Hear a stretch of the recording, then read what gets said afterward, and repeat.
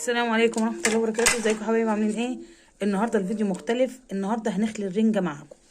ازاي هنخلي الرنجه وهنحضرها للنزول بتاعنا بتاع المنتزه. يلا نشوف النزول بتاع الشغل بتاعي. بنزل عشان الفسيخ والرنجه، وجبت لكم الفيديو اللي قبل ده احنا بنعمل الفسيخ ازاي وبنخليه وبناخده معانا الشغل بتاعي في الجنينه بتاعه المنتزه لبورسعيد. تعالوا نشوف بقى الرنجه. دي رنجه هولندي، كنت بجيب نوع تاني، انواع الرنجه غلت جدا، جبت نوع تاني بس طلع بصراحه جميل جدا. تعالوا نشوف بقى حازم وهو بيخلي الرنجه بتاعتي. شوف ما شاء الله، يا رب تكون مبطرخه. انا جايباها اصلا مبطرخه يا جماعه، وقايله له اهم حاجه البطارخ. انا مش بشتري بطارخ لوحدها، انا بشتري الرنجه واخد منها البطارخ اللي انا اعمل بيها الشغل. هنعمل مع بعض واحده واحده لغايه ما اقطعها واعملها سلطه الرنجه قدامكم. بسم الله ما شاء الله ما شاء الله. خد حط هنا حاجه نص الرنجه. شوف البطارخ ما شاء الله، يا جمال يا جمال. شيل دي ما شاء الله. شوف نضف الرنجه طلعها زي الفيليه خالص. دوقنا حازم، عايز ادوق حته فعلا حدقها حلوه ولا لا. انا عايزاه، بحب الرنجه اللي يكون دلعها زبده كده. حته بطارخ؟ لا مش عاوزه بطارخ، انا عاوزه ايه بطارخ. يا عم؟ سيبها للشغل يا عم. واو تحفه تحفه. اديله خطير، دلعها وجميله جدا. والبطارخ مرمله خطيره خطيره قوي قوي. هوريلكم دلوقتي وهي مترصصه في المثلثات. لا فعلا جميله جميله قوي قوي يعني. لا انا اول مره اجربها، قلت اجربها معاكم عشان كنت بجيب نوع تاني لقيته وصل ل 195 جنيه الكيلو. يعني انا كنت بجيبه اخر حاجه جبته ب 160 و170. جبنا البديل والبديل حلو، اللي هو البديل بتاعه. جبنا البديل وطلع بصراحه جميل قوي. قلت التجربه هاخدها قدامكم. مش مليان عظم. شوفوا الجمال. اقلبها على الناحيه التانيه. شوفوا جمالها، الفص بتاعها زبده بصراحه، والحدق بتاعها تحفه تحفه قوي. افتح لنا واحده تانيه كده حازم، نفتح واحده كمان ونشوف الاخبار ايه. شوفوا الطريقه بنعملها كده كده يا جماعه. الخل سهل جدا في الرنجه. شوفوا نفتحها من عند الظهر ونشد مره واحده كده الجلد بتاعها من بره. ما شاء الله عليك يا حازم، ما شاء الله، الله يبارك فيك يا رب، ما شاء الله عليك.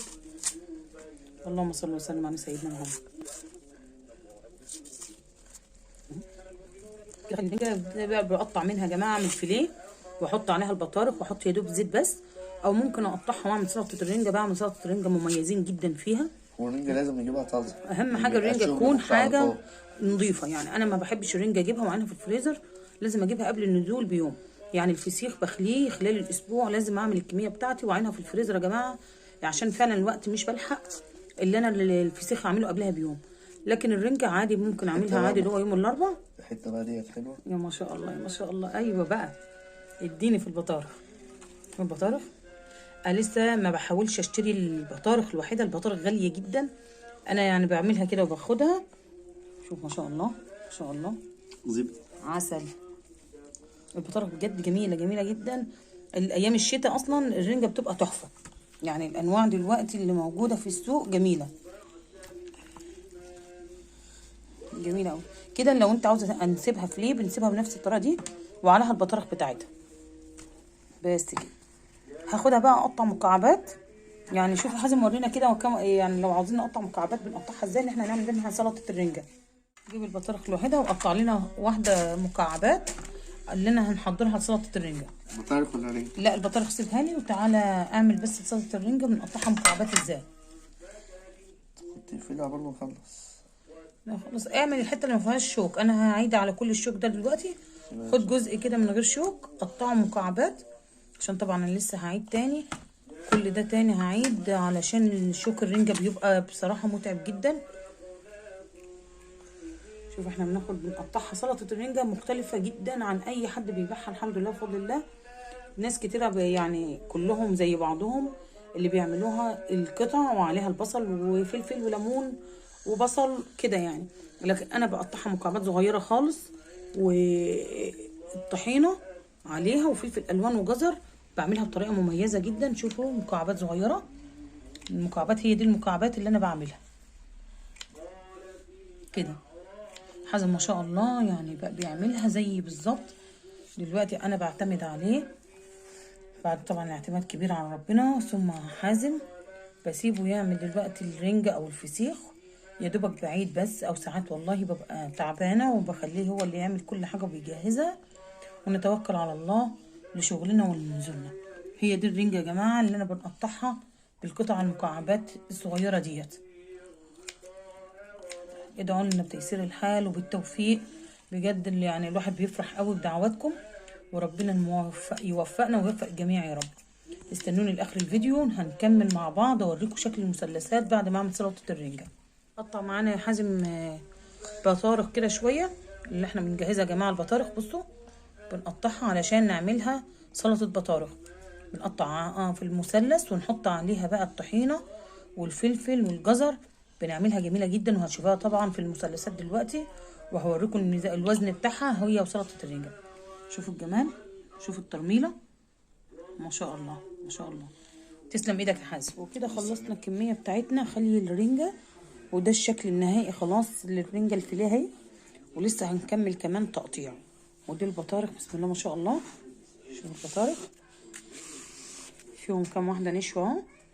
دول اصحاب نصيبهم برضو ايه، في زباين بتوصينا على النشو الابيض ده بيحبوها. وهنطلعها وهنظبطها في مثلث وهوزنها وهكلمهم اللي فيه نشو موجود. ده يا جماعه اهو لسه هكمل تقطيع ونكمل الفيديو معانا. استنوني نكمل الفيديو. وكده يبقى خلصت الرنجة بتاعتي وقطعتها مكعبات صغيرة اهو زي ما انتوا شايفين. احنا بقينا مواعيد الفجر يا جماعة، قاعدة بقالي كام ساعة خلصت الكمية بتاعتي. ودي البطارخ قطعتها قطع صغيرة. ودي بقى الرنجة الفيليه مع البطارخ لسه هنرصصها. هعمل ايه؟ انا لسه بقى هرصص في المثلثات وهوريكم منظر المثلثات في الاخر خالص كده. احنا كده وصلنا لنهاية الفيديو بتاعنا. لو وصلتوا لغاية هنا متنسونيش في اللايك والاشتراك في القناة وتفعيل الجرس عشان ينزلكوا كل جديد، وكملوا الفيديو للنهاية تشوفوا اخر المثلثات بنعملها ازاي. يبقى وصلنا لنهاية الفيديو بتاعي. وده سلطة الرنجة والبطارخ، والهنا اهو سلطة الرنجة معايا تحفة خطيرة. ودي الرنجة الفيليه بالبطارخ. شوفوا الجمال بتاعها يا جماعة. دي رنجة فيليه وعليها البطارخ بتاعتها. شوفوا كده اهو. تعالوا نوزن حاجة كده مع بعض ونشوف. دي الحاجة بتاعت الشغل بتاع نزول المنتزه. ودي نهاية الفيديو بتاعي. بسم الله. اقل من ربع حاجة بسيطة اللي هو الرنجة الفيليه بالبطارخ بتاعتها. شوفوا دي رنجة فيليه اهي وعليها البطارخ. تعالوا نشوف بقى البطارخ لوحدها عليها صوص الطحينة فوق التمن شوية. شوفوا انا بوريكم بالميزان عشان تعرفوا حاجتي. البطارخ معروفة اللي هي غالية، بعملها بصوص طحينة كده وفلفل وجزر.